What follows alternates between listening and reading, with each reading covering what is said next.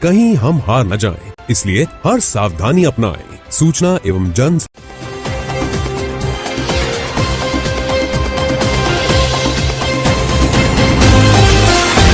नमस्कार, स्वागत है आपका इस विशेष बुलेटिन में और मैं हूं आपके साथ अदिति। चलिए नजर डालते हैं उत्तर प्रदेश और बिहार की खबरों पर। खबर बिजनौर के धमपुर से है, जहां व्यापारी लॉकडाउन की पालना नहीं करते। आपको बता दें कि आज सुबह डीपी के न्यूज की टीम जब खाराकुआं से लेकर बड़ी मंडी तक जायजा लेने पहुंची तो अधिकतर दुकानें खुली नजर आई। कुछ दुकानदार आधा शटर खोलकर सामान बेचते नजर आए तो कुछ व्यापारियों ने पूरा शटर खोलकर सामान बेचा। इस संबंध में जब एसपी अनित कुमार पूर्वी एसपी से बात की गई तो उन्होंने तुरंत एक्शन लेते हुए एसएचओ अरुण कुमार त्यागी, कस्बा इंचार्ज रविंद्र भाटी, आशीष तोमर, सुरेंद्र मलिक, जितेंद्र दर्जनों पुलिसकर्मियों के साथ बाजार बंद कराया और दर्जनों लोगों के चालान काटे। इस संबंध में सर्राफा व्यापारी संघ के अध्यक्ष वीरेंद्र कुमार रस्तोगी से बात की गई तो उन्होंने बताया कि सर्राफ की सभी दुकानें पूर्ण रूप से बंद है, लेकिन कुछ व्यापारी कोविड-19 की गाइडलाइन का पालन नहीं कर रहे। उन्होंने व्यापारियों से अनुरोध किया कि कोविड-19 जैसी महामारी की गाइडलाइन की पालना करें, अपने घरों में रहें और मास्क लगाएं। उन्होंने कहा जब सभी बाजार खुल रहा है तो सर्राफा व्यापारियों को भी कुछ समय दुकान खोलने के लिए मौका दिया जाए। खबर बिजनौर से है, जहां डीएम रमाकांत पांडे ने फायर ब्रिगेड और नगर पालिका गाड़ियों को सैनिटाइजेशन के लिए हरी झंडी दिखाकर रवाना किया। डीएम रमाकांत पांडे और एसपी डॉक्टर धर्मवीर सिंह द्वारा आज जजी चौक बिजनौर से कोविड-19 के दृष्टिगत फायर ब्रिगेड और नगर पालिका की गाड़ियों को सैनिटाइजेशन हेतु हरी झंडी दिखाई गई। साथ ही महत्वपूर्ण प्रतिष्ठानों और जजी चौक, महाराणा प्रताप चौक और अन्य जगह को सैनिटाइज कराया गया। डीएम रमाकांत पांडे ने बताया कि जो गांव में कोरोना पॉजिटिव आए रहे हैं उनके लिए उनकी टीम लगी हुई है, उनका टेस्ट करने और दवाई पहुंचाने में मदद की जा रही है। कितनी समितियां हैं बनी हुई हैं?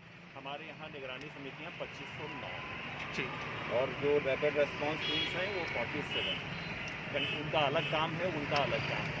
दवा घर घर पहुँचाना उन लोगों के लिए भी जो पॉजिटिव आए हुए हैं और उन लोगों के लिए भी जिनका अभी टेस्ट नहीं हुआ है लेकिन उनके पास लक्षण हैं, उनको भी दवा पहुँचाने की कार्रवाई, उनका अभियान कल से प्रारंभ। किस तरह से निगरानी समितियां काम कर रही हैं वहाँ पे गांव में? देखिए, निगरानी समितियों में कोई समिति वैसे तो प्रधान भी नवनिर्वाचित हो गए हैं, उनसे भी अनुरोध किया गया है। हमारी आशाएं हैं, हमारी एएनएम्स हैं, जाकर के देखते हैं कि बाहर से आए हुए लोग या लक्षण जिनको आ गए हैं कोरोना के, ऐसे कौन लोग हैं, उनको क्या सुझाव दिया जाना है।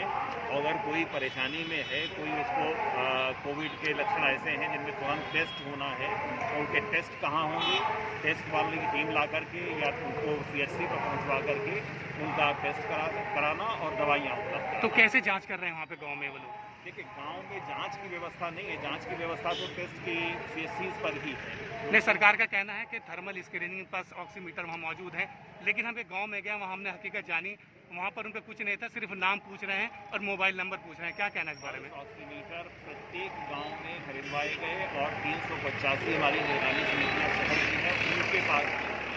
देखिए, एक बड़े गांव में एक पल्स ऑक्सीमीटर आप किसी एक जगह देखिएगा तो संभव है कि वहाँ आपको न पता हो, वो न मिल पाओगे, लेकिन कहीं ना कहीं तो उस गांव में है और यूज हो रहा है, पल्स ऑक्सीमीटर का उपयोग हो रहा है। लोग लगातार मर रहे हैं, क्या कहना है इस बारे में? कैसे बचे बिजनौर वासी?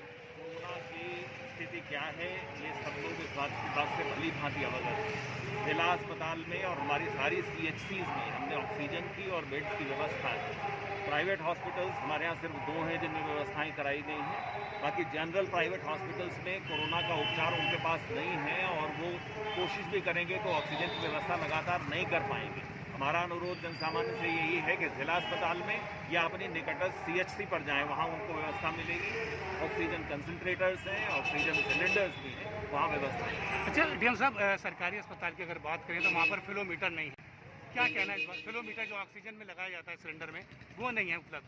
देखिए, ऑक्सीजन कंसंट्रेटर्स हैं, ऑक्सीजन सिलेंडर्स हैं और जो उसका कनेक्टर होता है, रेगुलेटर होता है, उसकी आप बात कर रहे हैं। जितने की हमारे वहाँ कैपेसिटी है उतना हमारे पास है और सीएमओ के सिस्टम के पास है, जैसे ही डिमांड होती है वहाँ से दिला देते हैं। मुश्किल ये है कि पेशेंट अपने आप उसको यूज़ करके तोड़ दे रहे हैं, नुकसान कर दे रहे हैं। अनुरोध है कि ऐसा न करें, कि उन्हीं के प्रयोग करें। जिले में ऑक्सीजन की दायरा बढ़ाया जाए, सिलेंडर बढ़ाया जाए, इसके लिए क्या लगातार हम पड़ोसी मंडलों से और अपने मंडल से जहाँ से हमको है ऑक्सीजन, यहाँ तक कि हरिद्वार से और ऊधम सिंह नगर से भी संपर्क में है। जितनी ज़्यादा से ज़्यादा हमको उपलब्ध हो सकती है हम कोशिश कर रहे हैं, जितनी हमें चाहिए है उतनी अभी हमको नहीं उपलब्ध हो पा रही है। खबर जनपद के कासगंज से है, जहां विकासखंड सिटपुरा के अंतर्गत ग्राम बकावली से मगधरा के बीच में मेन रास्ते से होकर 11,000 की लाइन के तार झूल रहे हैं। ऐसे में एक बड़ा हादसा हो सकता है, जहां बड़े बड़े वाहन निकलते हैं, लेकिन बिजली विभाग कोई कार्रवाई नहीं कर रहा। आपको बता दें कि आज से 3-4 दिन पहले भी ऐसा ही एक हादसा ग्राम मगधरा के खेत में काम कर रहे 2 सगे भाइयों के साथ हुआ था, जिनके ऊपर 11,000 की लाइन का तार टूट कर गिर गया था, जिनकी मौके पर ही मौत हो गई थी। उसके बाद भी विद्युत विभाग की इतनी बड़ी लापरवाही देखने को मिल रही है। तो वहीं ग्रामीणों का कहना है कि इस रास्ते से बड़े बड़े वाहन गुजरते हैं, ऐसे में किसी भी वक्त कोई बड़ा हादसा हो सकता है।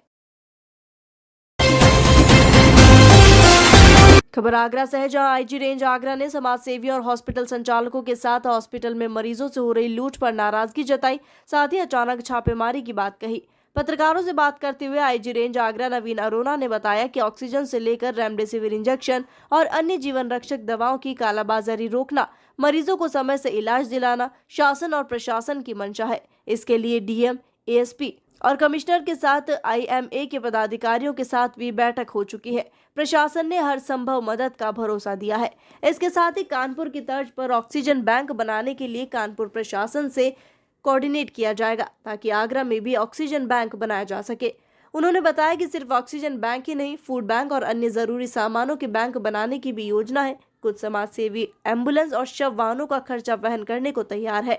सभी लोग मिलकर इस महामारी में एक दूसरे का सहयोग करेंगे। आईजी ने बताया कुछ शिकायतें मिल रही हैं कि हॉस्पिटल संचालक मरीजों से तय कीमतों से ज्यादा वसूल रहे हैं। इसके लिए अलग से टास्क फोर्स बनाई जाएगी, जो सीएमओ और प्रशासन के अधिकारियों के साथ छापामारी करेगी, ताकि मनमानी पर लगाम लगाई जा सके।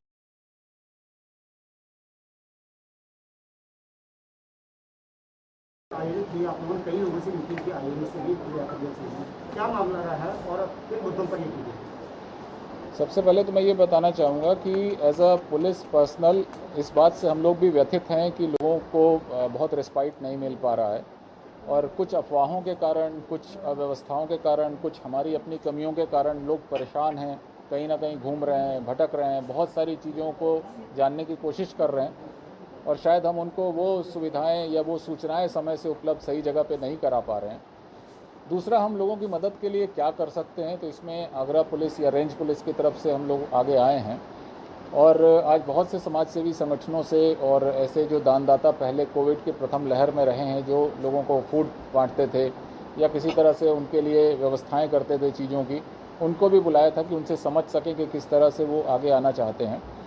हॉस्पिटल्स मैनेजमेंट से बहुत से लोगों को बुलाया था कि वो अपने यहाँ और क्या क्या चीज़ें कर सकते हैं जिससे मरीजों को राहत हो, उनके तीमारदारों को राहत महसूस हो। अभी ये हो रहा है कि ऑलमोस्ट सब पैनिक स्टेट में है, ऑक्सीजन नहीं मिल रही, रेमडेसिविर नहीं मिल रहा, हॉस्पिटल में बेड्स नहीं मिल रहे, और इसके कारण पैनिक ज़्यादा हो रहा है। होम आइसोलेशन में भी लोग प्रॉपर गाइडेंस नहीं ले रहे हैं। कभी कोई अपने मन से ऑक्सीजन सिलेंडर ले रहा है, कोई उसकी क्वांटिटी तय नहीं कर रहा है कितनी लेनी है, कोई स्टोरेज करके रखता चला जा रहा है रिज़र्व में अपने रिलेटिव्स के लिए। दुकानों में हो सकता है इसी तरह से दवाओं की कालाबाजारी ना हो, होर्डिंग्स ना हो।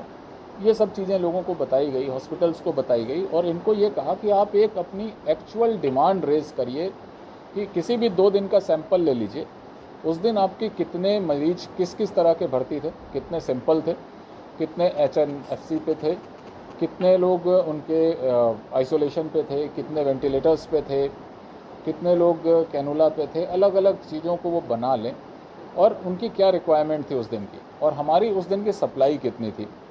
हम अगर इन दोनों को मैच करें और डिमांड सप्लाई के बीच का जो गैप है, अगर हमें सप्लाई बढ़ानी है तो हम सप्लाई की बात करें। यदि हमारे पास सप्लाई पर्याप्त है तो फिर हॉस्पिटल और कहीं ना कहीं पिलफरेज हो रहा है वो देखने की कोशिश करें। होम आइसोलेशन में लोग बिना गाइडेंस के ऑक्सीजन यूज़ कर रहे हैं उसको समझें। कहीं ना कहीं ये पाएंगे हम कि शायद हमारी सप्लाई अब ठीक हो गई है पिछले कुछ दिनों में। तो अब ये इतना पैनिक नहीं होना चाहिए, इतने क्रिटिकल सिचुएशन नहीं होनी चाहिए, तो उसको समझने के लिए भी इनकी मीटिंग्स बुलाई थी। दूसरा, रेमडेसिविर के क्या कितने स्टॉक हैं, कोई होर्डिंग तो नहीं कर रहा, कोई ब्लैक मार्केटिंग तो नहीं कर रहा, वो भी देखना था। सप्लाई अभी बताया गया मुझे कि बहुत अच्छी हो गई है, पिछले दिनों में लगातार 100, 145, 150 ऑक्सीजन उसके रेमडेसिविर इंजेक्शन्स आने शुरू हो गए हैं। उस पर भी ये तय हुआ डॉक्टर से कि आपकी जो क्रिटिकल पेशेंट्स हैं उसके कुछ इन्होंने पैरामीटर्स बताए हैं जो मुझे और अभी समझने पड़ेंगे कि 5 से 7 दिन में जब स्थिति पेशेंट की क्रिटिकल होती है तभी रेमडेसिविर देने का फ़ायदा है। ये सब IMA का ही कहना है, डॉक्टर्स का कहना है। तो ये नहीं कि आप किसी भी समय रेमडेसिविर प्रिस्क्राइब करें, लगाएं, उससे उसकी किल्लत शुरू हो जाती है। दूसरा, एक पेशेंट को 6 डोज ज़रूरी होती हैं, उस पर भी हम लोग काम कर रहे हैं कि उसको 6 डोज मिले तो पूरी मिले। ये नहीं होगा कि स्कैटर करके बांट दी और सबको 3-3 डोज दे दी, उसका कोई फ़ायदा नहीं। या जिस पर्टिकुलर समय अवधि में लगना है, 4 दिन में, 5 दिन में लगना, उतनी अवधि में ही मिले, उसको हम कैसे इंश्योर कर सकते हैं, उस पर मैं कमिश्नर साहब से, DM साहब से बात भी करूँगा, IMA से बात करूँगा, CMO से बात करूँगा। आज एक समझने के लिए बहुत सारी चीज़ों की मीटिंग थी। दूसरा, पेशेंट्स को इन्फॉर्मेशंस मिले हॉस्पिटल से, उनके पेशेंट्स के रिलेटिव ICU में हैं, वेंटिलेटर पे हैं, वो लोग बात नहीं कर पा रहे हैं, वहाँ पर मोबाइल फ़ोन्स कई जगह अलाउ नहीं है, उनको अपने पेशेंट्स की स्थिति नहीं पता लग रही। फिर बाद में ये एलिगेशन लगता है कि सब पेशेंट की डेथ पहले हो गई थी, छिपा के रखा था, बता नहीं रहे थे, ऐसे कई तरह के एलिगेशंस आते हैं। उसको सॉर्ट आउट करने के लिए एक सिंपल सा सोल्यूशन ये बताया कि सब लोग अपने यहाँ एक वीडियो वॉल लगा लें, एक डॉक्टर्स को अथराइज़ कर दें, सारे सुबह जब वो राउंड लेता है, शाम को राउंड लेता है, हर पेशेंट्स की स्थिति नोट कर लें और आके उस पर जो पब्लिक लॉबी में, जहाँ पे पब्लिक बैठती है, वहाँ पर वो लॉबी में अनाउंसमेंट करे कि 100 एंड 100 पेशेंट्स, उसकी ये पैरामीटर्स हैं, स्थिति इंप्रूव हो रही है या डिटोरिएट हो रही है, जीवित है, इस तरह से इंप्रूव कर रहा है, ये दवाइयाँ दी जा रही हैं, पेशेंट नंबर 2, पेशेंट नंबर 3। तो उनके घर वालों को बड़ा एक सुकून मिलेगा कि हाँ, देखा भी जा रहा है, वर्किंग भी है, इम्प्रूव भी कर रहा है। मान लीजिए डिटोरिएट कर रहा है, उसको कहीं और शिफ्ट करना है, तो वो डिसीजन भी लेने की स्थिति में होगा। ऐसे भी बहुत सारे सिंपल सॉल्यूशंस पे भी बात की गई, डॉक्टर से भी रिक्वेस्ट की गई, IMA से भी रिक्वेस्ट की गई कि रेट्स भी थोड़े कम रखें, एग्जॉर्बिटेंट ना रखें। एम्बुलेंस सर्विसेज पे बात की गई कि कैसे हम उसको और अच्छे से मॉनिटर कर सकते हैं। शव वाहनों पे बात की गई कि कैसे उनकी उपलब्धता सुनिश्चित करें। कुछ स्वयंसेवी संस्थान भी सामने आए हैं जो शव वाहन का खर्चा देने के लिए तैयार हैं। इस तरह के लोगों को जोड़ के एक ग्रुप बनाया जाएगा। जो ज़्यादा रेट लग रहा है किसी को, जो ज़रूरत से ज़्यादा, उसको रेट कम कराया जाएगा। जहाँ रेट एक लिमिट के बाद कोई पे करने की स्थिति में नहीं है, वहाँ ऐसी संस्थाओं से मदद ली जाएगी। कुल मिला के किस तरह से आगरा पुलिस के इनिशिएटिव पर हम लोगों की मदद समाज सेवी संस्थाओं से कर सकते हैं, दवा एसोसिएशन के माध्यम से कर सकते हैं, हॉस्पिटल्स के माध्यम से कर सकते हैं, उसकी एक ईमानदार और ट्रांसपेरेंट कोशिश की जा रही है और मुझे उम्मीद है कि हम इसमें सफल होंगे। खबर कासगंज से है, जहां कोरोना का खतरा लगातार बढ़ता जा रहा है। जनपद में रोजाना कोरोना संक्रमण के चलते मौतें हो रही है। आपको बता दें, कोरोना संक्रमण के बचाव के लिए तंबाकू व्यवसायी उद्योगपति वीरेंद्र कुमार बंसल ने कोतवाली पटियाली, कोतवाली सिकंदरपुर वैश्य, कोतवाली सिद्धपुरा और गंजडुंडवारा कोतवाली परिसर में फॉगिंग कराई है। उद्योगपति वीरेंद्र कुमार बंसल सोशल एक्टिविटीज में बढ़ चढ़ कर हिस्सा लेते हैं। इससे पहले भी लॉकडाउन के समय में उन्होंने लोगों की काफी मदद की थी और आज भी इस संकट की घड़ी में आमजन की मदद के लिए हमेशा तत्पर है।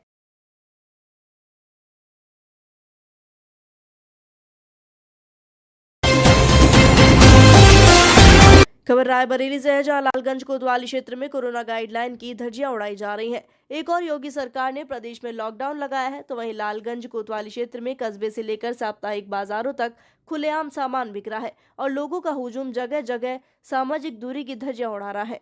जिस तरह कोरोना ने हाहाकार मचा है, क्षेत्र में कई लोगों की मौत भी हो चुकी है, फिर भी प्रशासन की ढुलमुल रवैये के चलते साप्ताहिक बाजारों से लेकर लालगंज कस्बे के कई व्यापारी दुकान खोलकर बेधड़क सामान बेचने पर आमदा है।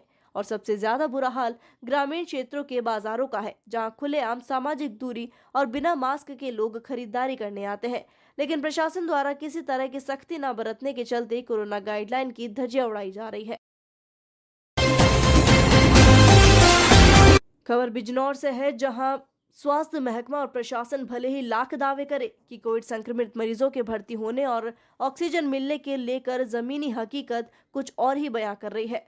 तस्वीरों में दिख रही महिला को सरकारी अस्पताल ने न भर्ती किया और न ही इसका इलाज किया, जिसकी वजह से सड़क पर भड़कती ये महिला ई रिक्शा पर लेटी महिला निजी डॉक्टरों के चक्कर काट रही है, लेकिन कोई भी एडमिट करने को तैयार नहीं। आपको बता दें, जनपद बिजनौर थाना कोतवाली शहर क्षेत्र की ये तस्वीरें हैं जो आपको झकझोर कर रख देंगी। ई रिक्शा पर लेटी महिला का नाम रेशमा है, जो पिछले 3 दिन से बुखार और शरीर में ऑक्सीजन की कमी को झेल रही है। रेशमा और उसके पति की माने तो ये सरकारी अस्पताल में भर्ती होने गई थी, लेकिन ना तो इन्हें भर्ती किया गया, न ही डॉक्टर ने देखा और न ही ऑक्सीजन मिल पाई। इस भीषण गर्मी में ई रिक्शा पर लेटी रेशमा की ऑक्सीजन चल रही है। पति पत्नी निजी डॉक्टर की तलाश में सड़कों की धूल फांक रहे हैं, लेकिन किसी डॉक्टर का दिल नहीं पसीज रहा। रेशमा की सुध लेने को कोई भी तैयार नहीं है।